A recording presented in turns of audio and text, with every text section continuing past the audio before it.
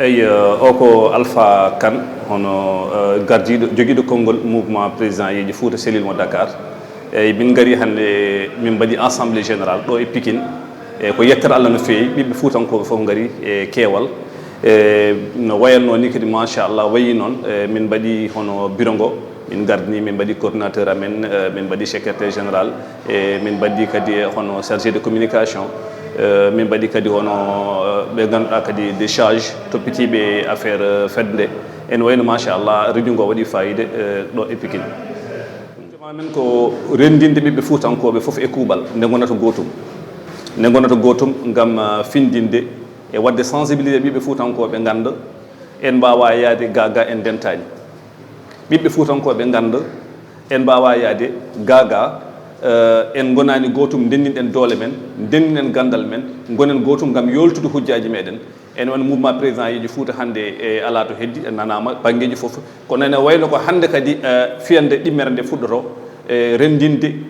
wadde sensibilisé rendinde doole rendinde gandal rendinde peeje ngam ɓamtade Fuuta nde Fuuta wawata hebde haqqe mum e leydi ndi hamin jetta kadi mouvement président Yeeyo Fuuta foof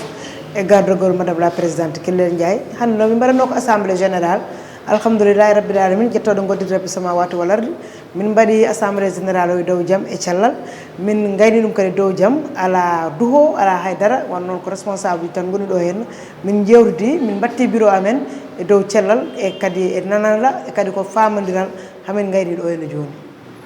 ummade darade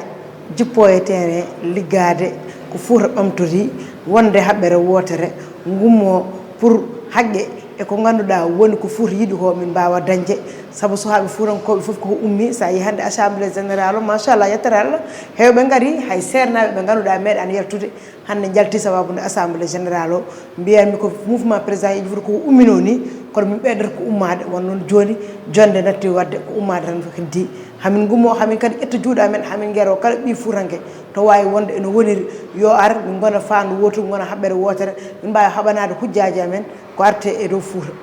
kadi fof en jetti jomiraɗo subhanahu wa taala en juuli annabijo makko Muhammadu sallah sallam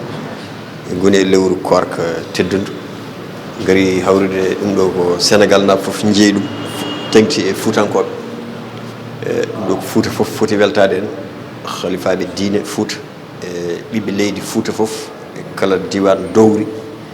ɗum woni ko sukaɓeɓe kalata nde en calmini président de la république Alaji Macky Sall nde o wattata hakkille ko haalte ko ono sukaɓe kalata ko ɗum hunde fonde ƴewtede wonde diwan o ko woni toon ko ono foti fewnirede gila e golleji gila e hôpital uji ha e laabi ha e université ji ɗo foof ene handi waɗe toon kadi e affaire guesse ndema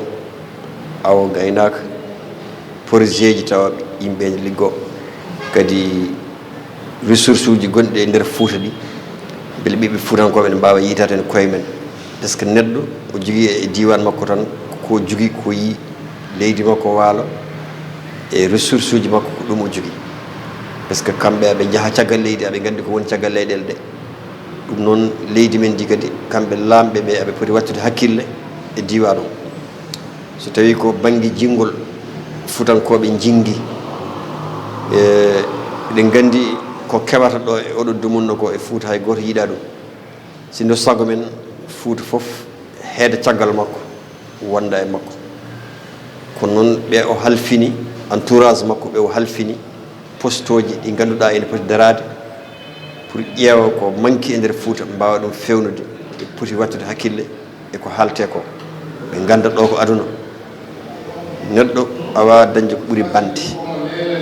hande leader politique foof so ummima yahata Casamance yahata Tamba yahata Kédougou yahata Saloum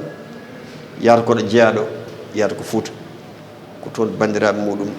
mbawata darade balla ɗum makki ko toon o jeeya ɗum tan min jiiɗi haalde yooɓe battu hakkille e ko haalte ko jaam tan yiiɗa e leydi e assemblée générale o ko mouvement président Yeeyo Fuuta cellule de Dakar min mbaɗi assemblée générale hande e bandiraɓe gaari e keewal kadi bureau kesso waɗama e nder bureau kesso mbaɗaɗo kadi aussi ɓe dokki confiance ɓe dokkiri kam confiance yomi continue et gère des mouvement président Yeeyo Fuuta cellule de Dakar kadi ɓe balli kam kadi wadde équipe timmuɗo gandanɗa hoore ma ko oɗo équipe jogoto wonanda ɗowata golle mouvement président Yeeyo Fuuta ɗo e Dakar donc ene wayno ko ɗum ɗo min mbaɗi hannde e wadde massifié e yeyde carte membre ɗe kadi carte membre hannde kewɗe jeeyama so tawi ko haalde gonga kadi won nawɓe hen carte membre aussi ne jeeyoya ɗum firti tan ko mouvement président Yeeyo Fuuta hannde ene jogui doole tigui ɗo e Dakar e kuccam amen e niveau de Dakar d' abord ko wadde massifié wonde bandiraɓe fuurankoɓe wonɓe ɗo e Dakar joguiɓe ɗo golle mumen walla ɗanniɓe ɗo ne goni ɗo hen mbawa arde jeeyede e mouvement président Yeeyo Fuuta soit de carte membre mbawa andude ko mouvement président Yeeyo Fuuta woni e wadde ɗo e Dakar ɗum ko mission numéro 1 e mission keddiɗo ko faati e nder leydi ko eɗen gandi mouvement président Yeeyo Fuuta ko leydi Fuuta foof ummani kono noon sellilde Dakar ene waɗi important par ce que Dakar ko kañum woni capital kala ken eɓɓe internationalement so eɓɓama toon ha paari ko ɗo e Dakar ko wonɓe ɗo e Dakar ɓe mbawata wadde ɗum canalisé mbawata wadde ɗum organisé so tawi koto Fuuta to so tawi kadi ko ɗo e Dakar ɗum tagui noon kamɓe wonɓe ɗo e Dakar ɓe ko kamɓe goni par exemple mbiɗa wawi widema ambassadeur uji mouvement président Yeeyo Fuuta foof ko kamɓe kadi gonata représentant ji mouvement président Yeeyo Fuuta e gueɗe keɓorɗe waɗede toon to Fuuta to ko kamɓe kadi gonata kadi aussi représentant ji mouvement président Yeeyo Fuuta e cellule aji goɗɗi gonɗi caggal leydi ko nande États-Unis e France e mo Gabon keɓɗi waɗede mouvement président Yeeyo Fuuta hannde ɗo ɗo gonɗen